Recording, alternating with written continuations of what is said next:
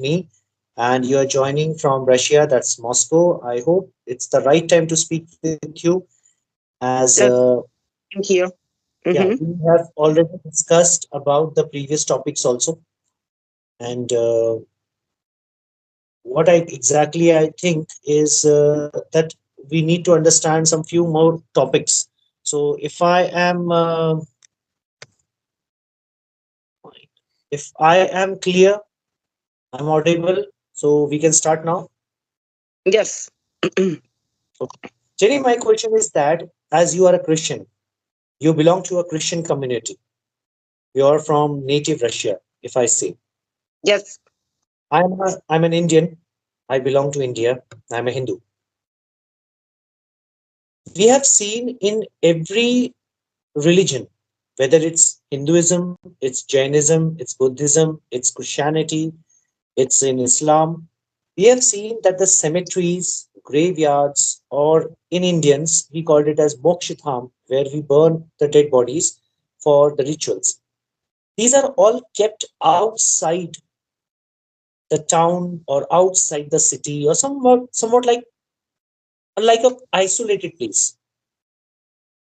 So could you tell me why, as per your point? Why you mean why all the cemeteries and graveyards are being placed outside the town, right? Exactly. Why should they be in the town? Yeah, that's my question. If I have a very genuine question, if all are our elders, ancestors, why there is not a kind of tradition that the cemeteries or the graveyards they can be kept inside your house also or on the backside or backyard also. They are always kept outside the city, somewhere like isolated. As we have, as it is, it sometimes I feel that we want to leave them outside the city. We want to leave them somewhere else where we don't want to look them, despite they have spent so many years with us. So my question is that Mm, scientifically also and logically also, yeah, why so, cemeteries and sorry. graveyards, I'm sorry, graveyards, cemeteries, and mokshtham, like Indian rituals, are kept outside the city. First, your point, then I will add my points also. Well, as for my personal vision, well, death is not beautiful. Everything which is Okay. dead, if it is a body or if it is even a fruit which is already rotten, it is dead. A fruit, a flower, it's not beautiful. All these things and bodies as well must have their own place. I personally prefer when I die, I want to be burnt. I don't want even any graveyard for my body. What for? To poison the whole planet with the dead bodies? Let them burn and put to the sea, you know. And also cemeteries in I don't know, for example, making a graveyard near your house. Well, you can, but is it fine? I think that people must have their own place, something like that. Okay, just a But contradictory question. Just a okay. contradictory question. My question is that you just mentioned me that you want to get burnt after your death. Am I correct? Okay. Yes. As you are a Christian, it is believed that you have been buried in the last rituals. I am a Hindu. We are burnt and our ashes are thrown in Ganga River. That's the second biggest river in India, I or it, sorry, in the world. And in I India, it's the biggest river. And hmm I want to ask you, don't you think that you are going against the traditions of Christianity, or you're just telling everyone that they should not follow the protocols? Just a kind of simple question. It's nothing as related to religions, but I want to ask you, how did you gathered all these things? Because I will give you a very scientific logic regarding what is a burning of burning the body, and what will be like shifting it to a graveyard uh, during the last rituals. But first, I like to have your points because When I start with my points, I want you to note it down because it is a very logical and scientific way of understanding all these things. Please. Well, I don't think that I will go against my religion. If well, if we don't have any prohibition on the fact of crematorium, on the fact of burning. So some people prefer to bury their relatives as they are in a graveyard. Then they use the place, the piece of ground, which could be used, I don't know, for gardening, for example. Then we have this 2 meter for 2 meter room where they put the coffin, they dig it. And so what is the point? There is nothing against religion in burning, so everyone prefers to do, and it's cheaper to burn, yeah, than to buy the whole place. In Moscow, for example, I will tell you, to bury a person in putting them in a graveyard is around 50, let's say, 5,000 euro, just the place where you put the body. Burning is cheaper, and ecologically, to be honest, burning is better. It's my point of view. My point of view. Everyone just decides for themselves. That's it. There is nothing against the tradition. Okay. What do you think Now, about? yeah, exactly. Now, I will add some very different points to explain all these things as per a teacher's, as a science teacher's concept. Okay. First of all, you know why in Hinduism we burn the body? There are five factors. Mm-mm, As we all have studied since childhood, that our body is made up of five basic elements. And it is believed in Hindu mythology and Hindu tradition that the five elements should submerged back to the Mother Earth. mm-hmm, Burning helps to convert all these five materials into their basic form in the forms of ashes, which are being later on being uh, with the Ganga river, so that the Ganga bed acquires it and all the ashes gets again back into the Mother Earth. Second point, the graveyard. It's okay that the place is quite. You have to pay a lot of things. You have to pay a lot of money. In India, when we burn the body, we do not need not to purchase any land. We just burn it. We collect the ashes. We go with the rituals. In 13 days, we complete all the rituals and get back to our work. It is a simple anatomy that everyone has to work. We cannot keep on remorsing whatever we have lost in our life or whatever the person who has left us. If you bury a body, it goes into the form of decomposition. Let me explain you in a very short way. Decomposition is a process of breaking down the molecules without burning it. So, if a Islamist person or if a Muslim person or a Christian person who believes in burying or who believes in the tradition of the last cremation, that is known as cemeteries and graveyards. So, if the mm-hmm, body is actually buried, it takes around 7.5 years to get fully decomposed. In first 2.5 years, the skin gets decomposed. They are eaten by the decomposers present in the soil. mm-hmm. Then after, it is around 5 years it takes to entirely dissociate and decompose the entire bone structure of the body because bones are very strong. They cannot be degraded very easily. Unbelievable, really unbelievable. But I Yeah, guess bones it will. takes 7.5 years. Mm-hmm, Yeah, it takes us 7.5 years because as I am a science teacher, I know the process of decomposition. So I just clarified you, and I respect your point that you have raised a very good question. That if a person is buried to a particular place, it is very hard to first of all find the place to bury in a graveyard because daily several people die, and there is a shortage of burying grounds. I totally agree with you.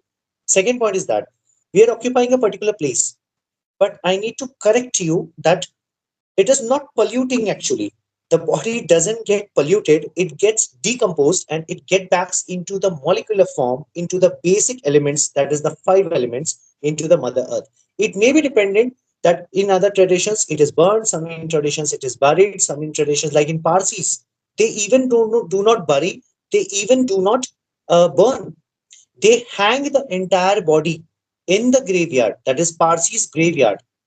Yeah, Hang, hang. yes, yes, they hang the body like having Where? two In the hands forest. together. Yeah, and let the birds and crows and different kinds of animals, whoever wants to eat them. This, Well, it sorry, they have a this forest there. no, Why not? no, this looks very terrible. This looks very annoying actually. But if I had gone to Parsi's graveyard, when I asked their priest about this ritual, they simply told me a very good thing.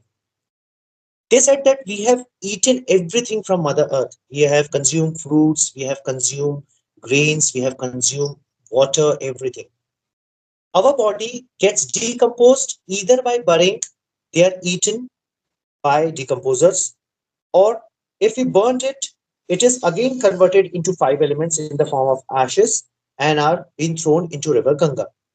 But in Parsis, it is believed that the entire body belongs to other children's of the nature. Those are birds, animals. If they want to get feed on our body, the body which is no use right now, the body is not alive, they dedicate that body to the mother nature and its rest of the children's. May I say, Yeah, sure, please. listen, by the way, it's a good idea. Hmm? But I also think that if not burning, but even better if you give your body to organs. Maybe your organs will help some other people who want to live and so on. For example, you give your organs for the ill people. Okay. Now let me add some few points also on this. First of all, a dead person cannot donate the organs after 4 hours. 2 hours, eyes, 4 hours, kidney and spleen. So Really?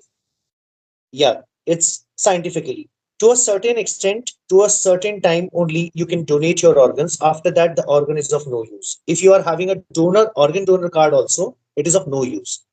No use. So what Mm-hmm. exactly I will give you a real example. My mother was the eldest in the family.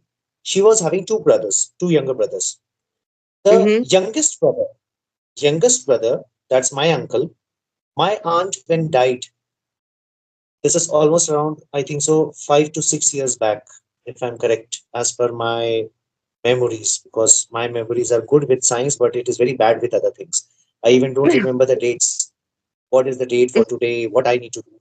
So, what he did, he donated the body to government medical college, the entire body of my aunt, to let the children learn about the body because it may get burnt, it may get buried. Okay, it's fine. It's going back to the five elements. And you know what happens? When the entire experiment by the students are being conducted and completed, the government of India itself do its cremation, and the ashes are itself thrown into the river Ganga. Or if it's a what you say Muslim person or a Christian person, the ashes are then buried into a separate land where actually gardening is happening, because ashes of human ashes are known as the best manures. They are much more powerful than a fertilizer. So this is also the way it can happen. So Yeah. as I with your point that you have raised a very good point, even I have tried to add some points from my side also. As usually, I go and meet several people, or on my way, whenever I get a cup of coffee, I used to discuss with people, because I believe until and unless you discuss something, you cannot learn different kinds of traditions. Traditions is somewhat learning. It's not just accepting. If someone says, That I'm a Hindu. If someone says, I'm a Hindu, okay, fine, I'm a Hindu. My main question is that there are many Hindus in India. How much they know about Hinduism? If there are many Muslims in India, how many Muslims exactly know about Islam? If there are many I Christians in India, how many Christians actually know about Christianity? So my point is that We show human life is somewhat like until death, you keep on learning because no one in this world knows how to die. Everyone That, knows how to get birth. also, just discussing our topic, yeah, why all the cemeteries are outside cities and towns. This is certainly because people do not want to connect with the death. They fear death. They fear death because, Exactly. as you said, it is they fear the uncertainty. We don't know what will happen after death. That is why we are not trying to talk about it, not to look at these dead bodies. I personally prefer not to go to the cemeteries, though I have my grandparents, grandmom, and granddad, my favorite ones. I don't like visiting their graveyards. I don't know. It's like, um, psychologically, I don't know, it's very sad, it's very uncomfortable. Well, certainly I go over there maybe twice a year, yeah, to commemorate them, to put the flowers on their graveyard. But I not that I fear, but it's very sad, that you will never see them again. I don't know, but psychologically, I guess this the fear of death is the fear of uncertainty. We don't know what is waiting for us over there. In our religion, this is can be heaven or hell, in which I don't believe. I believe in reincarnation. For example, I personally. And this makes me optimistic. So when I die, I will not literally die. I will go, I don't know, on another planet, or will get another life on another planet, or I will be born again on this earth, and so on and so forth. But still, we don't know. No one yet has returned from over there. In every religion, in every culture, they have their own stories. So the fear Yeah, of they have their own beliefs. I totally agree. And what I personally believe that the only thing which speaks in your life is your karma. The the best you will work in your life, as per Sri Krishna, it's been said, don't believe in death or life. Just keep on doing your karma. You will rebirth again. Because no one in this world is a permanent member. Everyone is here on a rented life. Once the recharge ends, like a mobile recharge or a cellular recharge, once the recharge ends, the services are disconnected. Sir Naido, is it true that somewhere in India, in Himalayas, I guess, there Mhm. is a place where there is how it is called a big book, big book, in which the karma and the fortune, the fate of each person, of me, of you, of someone else, is written, and I can get there somehow, like Akashic Chronics. It's called Akashi. No, is it It's true? Akash. Yeah, it's absolutely true. Indian astrology is the Vedic astrology, which is written by the Dharma gurus and the saints, which were thousands and millions years before. They have an exact calculation regarding the space and the technology which we are using right now, the exact distances, whereas they were having no kind of technology at that particular point of time. Even they were not having any satellites, but still they managed to calculate everything. And that book is an astrological book. Actually, in Hindus, there are four major books, that is Atharvaved, Samved, Yajurved, and one more. I am forgetting it. Atharvaved, Samved, Yajurved, and one more. There are four books, four literally basic books, and there is a Vedic astrology book also, in which, one day you asked me about your date of birth, and I Mm-hmm. sent you a chart, natal chart. Did you remember? Yeah. That natal chart actually I prepared through Vedic astrology. I don't know much about Vedic astrology, but I know somewhat like basics because in the last 3 years I started reading so many books, so I get some kind of a little bit of knowledge regarding that. I cannot predict anything. To be very frank, I cannot predict anything. I'm not an astrologer. I'm a science teacher, You but cannot I predict, can connect. but still, you can predict some things. Some things I can predict, like I can predict a person's nature because if my student is not studying and he's believing that he will get 90% marks in the examination, I can simply predict, no, boss, you're not working right now. You're not preparing yourself. So your future, I can predict it's 40 or 50%. So It's, that's a practical, it's not, practical astrology. it's logic, it's not prediction. Yeah, it's logic. I cannot predict what will happen on the next day with me. Look, astrology, what is astrology? People usually in India believe that astrology is somewhat by knowing that we can avoid something. Look, you cannot avoid the destiny. You cannot avoid your karmas.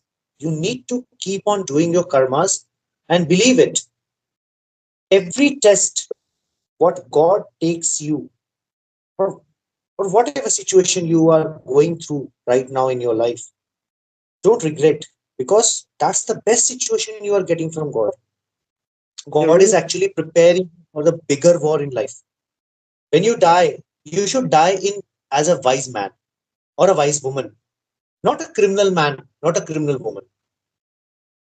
Your good deeds should be like this, that you just change your body, your soul just change from here to somewhere else. Like if Genia will die, she will get rebirth in somewhat like African country. She might be born in Namibia, Tanzania, or in somewhat like in any other European country. If I die, I might born in your country, at a in a Russian family, and Yeah. I can be I I can be fairer, and I can be fairer than you, because you are much more fair than me. I don't have that much of fairness. I don't use so much of fairness cream. fairness, what does it mean? Sorry. White face, fairness, brightness. Yeah, Uh-huh. in India we call it as fairness. In your country, I think so. It is called as, who is the stupid which is calling me right now. I'm so sorry. Some other person was calling me. So I get really irritated when someone gets disturbed me in a good discussion. So please pardon my language. But as a teacher, I get very soon irritated, because if I am doing some work and someone is trying to message me or irritating me continuously, I simply give them a very bad answer. So let's forget about it. I One more thing. You are talking about the Vedic astrology. You know, there is also a book. There is also a book. That book, it is believed to be having in the caves of Himalaya, near the border of Nepal. And that's a surprising thing, I tell you. I personally believe in Lord Mahadev. Mahadev means, every time you must have heard about a god which is the most powerful god in Indian culture. That is Shiv. He is known Mm, as Mahadev also. Shiva, Shiva. So you know that I am a strong believer of Mahadev, and I follow the ethicals and principles of Lord Krishna. Both are my favorite gods. So there is a place in China, which was actually previously in India. During Indo-China War, it was acquired by China, because at that time India was not so powerful in terms of military. So that place is known as Mount Kailash. Mhm. This is the only mountain in the world Tell which me, no, Sir Naido, I'm sorry, I didn't hear you well. You are talking about the Mount Kailas, right? exactly. Which is the most mystic mount. I've always dreamt of trekking over there. I've been to Uh, Nepal 2 times, and it's one of the Kailas is one of my biggest dream. They say there's so much mystics is going on over there that people cannot believe. It's true. it has been found that even Chinese army, Chinese military, and Chinese air force tried to climb on that mountain. There is a very strange fact happens in that mountain, whenever you start trekking or climbing on that mountain, you start aging very soon. Your nails You, start growing, your hair start growing, your skin, your body, everything, you keep on aging. Like within 4 hours you will be aging like an 80 years old man or a woman. That's you a very mean strange thing. itching? You mean I feel pain, or itching means scratching? No, no, no, no, not itching, not itching, aging, aging, Ah, aging, oh, aging, aging. Is true. Yeah, very in 4 hours you will be like 80 years old lady, Oh, very weak. That's why? why that mountain, that's why we always hear that Mount Everest has been climbed by so many climbers. K2, that is Kanchenjunga, which is present in India, it's been climbed by so many people. Alps mountain has been climbed by so many people. We never hear the facts that Mount Kailash has been up till now been climbed by any of the person. Only it is believed that is a Lamba, means a saint from Buddhist monastery. One of the Lamba, I don't remember his name. Actually, I read somewhere. He was the only person who climbed Mount Everest. And he told that only that person can climb Mount Everest who has a pure heart, who believes in salvation, who believes in dedication. Because right now, each one of us are doing some kind of, so I can say, some kind of ridiculous thing in life. No one is actually honest. Don't take me otherwise. Even I'm not also honest, you're not 100% honest. We all are not honest. We all are living into a world I where there is no, yeah, there is no honesty. No, just don't take it otherwise, because I'm just talking about a normal character, because every one of us does a lot of mistake. But a Lamba, a saint who is staying in monastery, he follows all the principles. He's away from mobile, he's away from the materialistic world, he's away from the people who are toxic in their life. He's away and he's much more near to the real God. Neither. I'm sorry. I'm afraid that my battery is dying, and I'm not sure that I have. Well, yeah, I have a charger. Go on. You have a charger for, Yes, I found. okay. I'm just not in my flat. I'm just at mom's place, so No, that's why I'm that's talking wonderful. from the phone, not Okay. from the laptop. Mm-hmm. Yes, Or I found. we'll not continue much. We'll just continue with the conclusion, because that's a good discussion. And I think too much When of discussing. Yeah, Mount Everest. Mount Everest is somewhat different. Kanchenjunga is different, but Mount Kailash is the most mystique, da, most mysterious. Even a powerful Chinese army persons are not able to fly helicopters over that. Even they are not able to climb over that. No technology works. No compass works. Direction works. Even the person gets aging while climbing. So there is a presence of Lord Shiva over there. It has been I said there is a presence of Lord Shiva. I heard that if you go to the Kailas, it's called. Well, in Indian, I guess it's Kailash.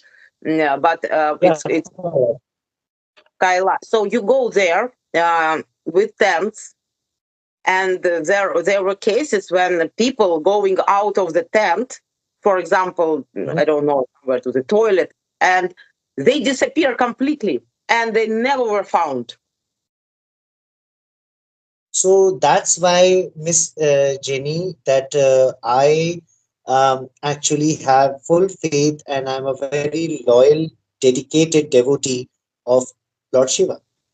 So sometimes you always say that I get angry or I get aggressive. What to do, Jenny? Because I'm a follower of that God, which is very quiet, but it gets sometimes very furious. So this generally happens. This is my nature. Actually, I am a devotee of Lord Shiva, Mahadev. So some Don't characters have developed it. don't get furious with me. I'm the last person who you can be angry with. Believe me. No, no, I'm not. So Look. Russians and Indians are very good friends. We don't get furious with each other. Actually, we don't get furious with each other.